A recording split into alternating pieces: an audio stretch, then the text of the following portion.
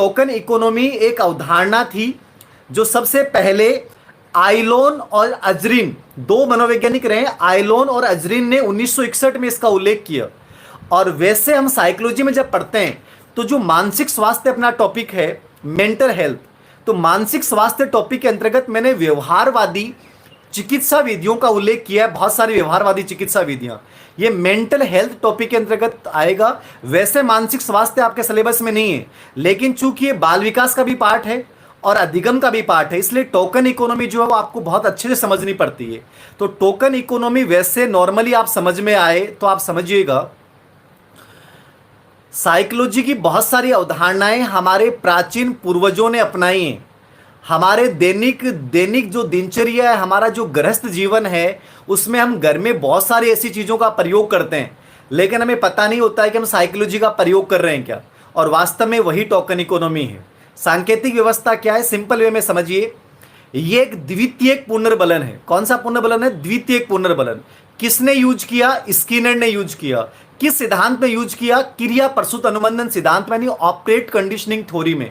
होता क्या है कि बच्चे को एक निर्धारित व्यवहार के बदले कुछ टोकन दिए जाते हैं। अब टोकन क्या हो सकते हैं? वो स्टार भी हो सकते हैं, वो कॉइन्स भी हो सकते हैं, वो कागज के बने हुए कोई भी गत्ते के रूप में भी हो सकते हैं, मतलब कोई खिलौने, मतलब कोई भी ऐसी चीज हो सकती है जिसको अपन बच्चे को प्रदान करेंगे। किसके बदले में? एक अच्छे व्यवहार के बदले में। कि बच्चे को हम निर्देश दे देंगे कि बेटा आपको ये काम करना है सुबह से उठने के बाद शाम तक। मॉर्निंग में आप जैसे उठे और इवनिंग में 8 बजे तक 9 बजे तक आपको, यदि आप 10 अच्छे व्यवहार करोगे या मान लीजिए आप ये व्यवहार अच्छा करोगे, तो प्रत्येक अच्छे व्यवहार के बदले में आपको एक टोकन दिया जाएगा। और यदि मान लीजिए आपने 20 टोकन ले लिए, 25 टोकन ले लिए, 35 टोकन ले लिए, तो उनके बदले में आपको एक बहुत बड़ा पुरस्कार दिया जाएगा। जैसे मान लीजिए बच्चा अच्छे व्यवहार के बदले में 10 टोकन ले लेता है कि बच्चे ने अपना पेस्ट खुद किया, टाइम पे उठा, अपनी स्टडी 2 घंटे पढ़ाई की, सभी को उसने उठकर प्रणाम किया, तो मान लीजिए 10 टोकन हो गए बच्चे के पास। तो अब 10 टोकन के बदले में हमने एक स्कीम निकाल दी कि 10 टोकन के बदले में आपको क्या मिलेगा? एक खिलौना मिलेगा, आपको एक मनपसंद मूवी मिलेगी, आपको 20 टोकन के बदले में हम बाहर घुमा के लेके आएंगे, 50 टोकन के बदले में आपको एक कोई भी आपकी फेवरेट चीज दी जाएगी, 100 टोकन के बदले में आपको साइकिल दी जाएगी। होता ना अमूमन ऐसा कि बेटा तुमने यदि नंबर अच्छे लेके आया तो मैं इस बार तेरे को साइकिल दिला दूंगा, यदि इस बार तू क्लास में प्रथम आया तो तेरे को हम ये दिला देंगे। हम ये व्यवहार आदिकाल से करते आ रहे हैं बच्चे के व्यवहार को बदलने के लिए। बस हमने सुना पहली बार है कि उसका नाम टोकन इकोनॉमी है। क्या वो एक सांकेतिक व्यवस्था है? तो बच्चे के व्यवहार को पुनर्बलित करने के लिए एक द्वितीयक पुनर्बलन के रूप में हम टोकन इकोनॉमी का प्रयोग करते हैं, जिसको सांकेतिक व्यवस्था कहा जाता है। और स्किनर ने स्पेशली इसका व्यापक रूप से प्रयोग किया, और वैसे आइलोन और अजरीन ने सबसे पहले 1961 में इसका प्रयोग किया था। बाकी भी इसके ऊपर बहुत सारी बातें हैं, लेकिन एग्जाम यूज से क्या आता है वही समझना था, और वो मेरे अकॉर्डिंग आपको समझ में आ गया होगा। ठीक है, तो टोकन इकोनॉमी सांकेतिक व्यवस्था, मुद्रा मितव्ययता की जो व्यवस्था है वो व्यवहारवादी चिकित्सा विधि है, और बच्चे के व्यवहार को पुनर्बलित करने के लिए, व्यवहार में सुधार करने के लिए हम इसका प्रयोग करते हैं। ये टोकन इकोनॉमी आज के इस लाइव वार्ता का, अपनी चर्चा का मुख्य बिंदु था।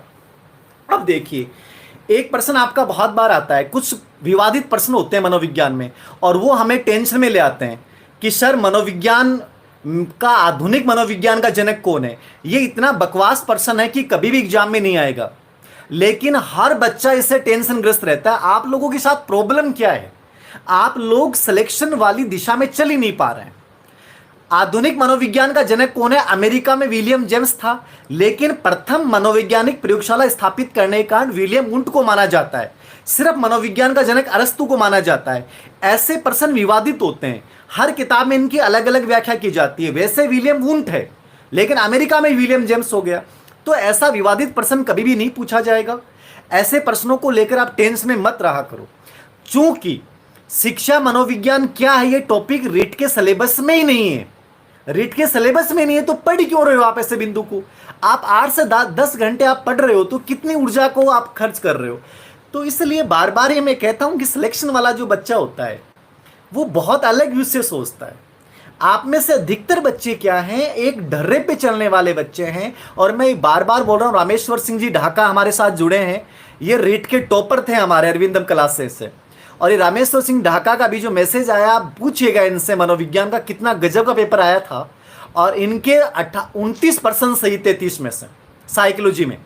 और ये वो स्टूडेंट था जिसको देख के मैंने, छोटा सा था क्लास में ही, नागौर का बच्चा ही, ठीक है, मैंने इसको देख के लगा यार ये बच्चा क्या सिलेक्शन लेगा। और ये बच्चे ने बहुत अच्छी रैंक अर्जित की है इसने, और अपने गांव के पास ये पोस्टेड है। और साइकोलॉजी जिसका पेपर बहुत गजब का पेपर आया था। साइकोलॉजी कोई ऐसा विषय नहीं है, कोई भूत नहीं है ये जिससे आप भाग रहे हो और एक डर रहे हो। साइकोलॉजी को जीने की आवश्यकता है, इससे प्यार करने की आवश्यकता है, इसको समझने की आवश्यकता है कि पर्सन कैसे आते हैं। बाकी विषय कोई भी हार्ड नहीं होता है। प्रॉब्लम क्या है, बच्चा पढ़ाई करता है, आप भी पढ़ाई कर रहे हो, आप भी पढ़ाई कर रहे हो, ठीक है ना। रामेश्वर सिंह ढाका की बात मैंने बताया ना, समझ रहे हो ना आप, आपके साथ जुड़े हुए हैं अभी, वो थर्डगढ़ में लगा हुआ अपने गांव के पास, साइकोलॉजी में 29% सही है उस बंदे के, ठीक है ना।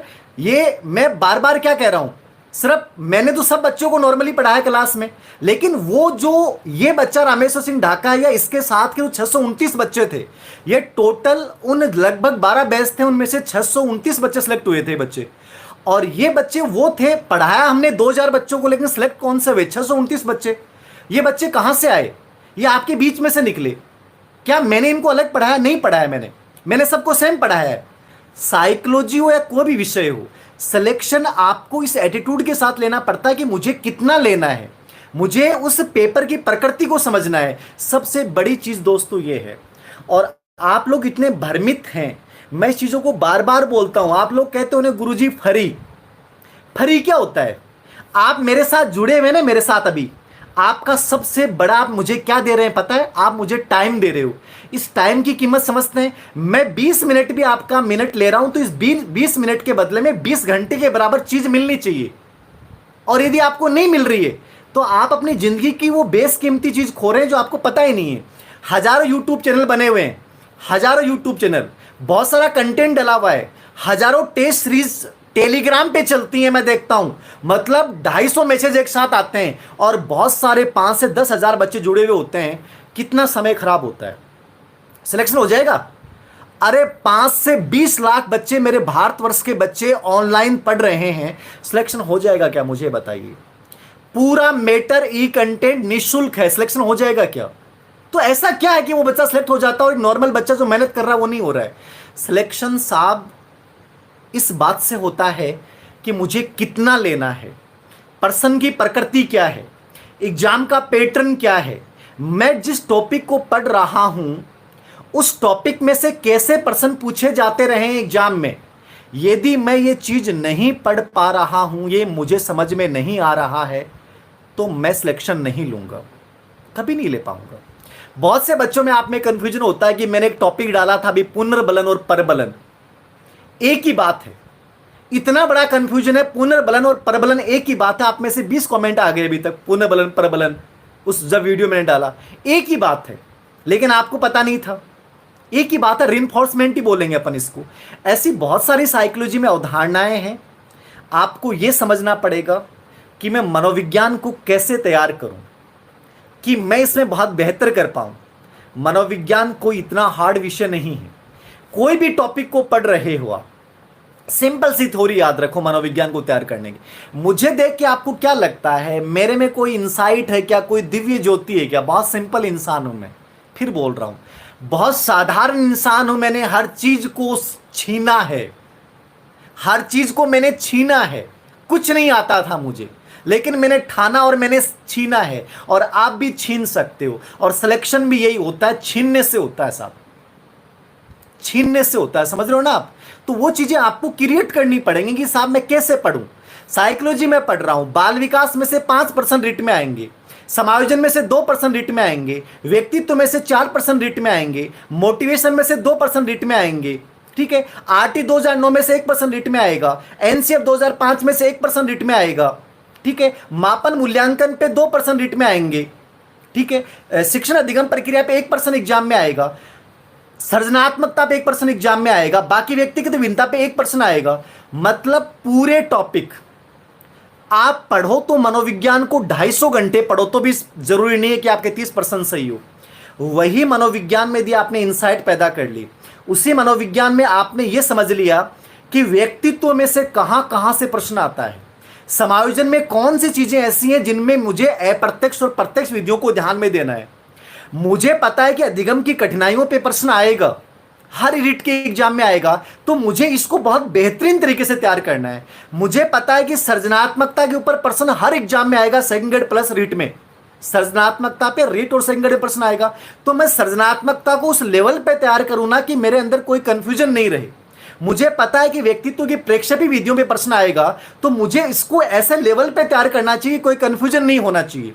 मुझे पता है कि सिगमंड फ्राइड पे प्रश्न आएगा, तो फ्राइड को मुझे ऐसा तैयार करना चाहिए ना कि कोई भी डाउट बचे ही नहीं। ये चीजें आपको मनोविज्ञान में क्रिएट करनी पड़ेंगी। मनोविज्ञान का सिलेबस कोई बहुत बड़ा नहीं है, आपको उस सिलेबस की उन बातों को समझना है। किसी भी एग्जाम की तैयारी करो, चाहे स्कूल व्याख्याता को पढ़ रहे हो, आप रीट की तैयारी कर रहे हो, सीटेट की तैयारी कर रहे हो, मैं कह रहा हूं ईमानदारी से उस विषय की प्रकृति को समझ लो।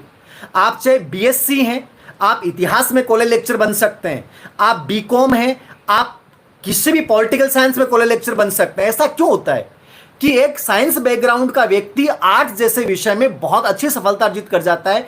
क्या उसने कभी उस विषय को पढ़ा है?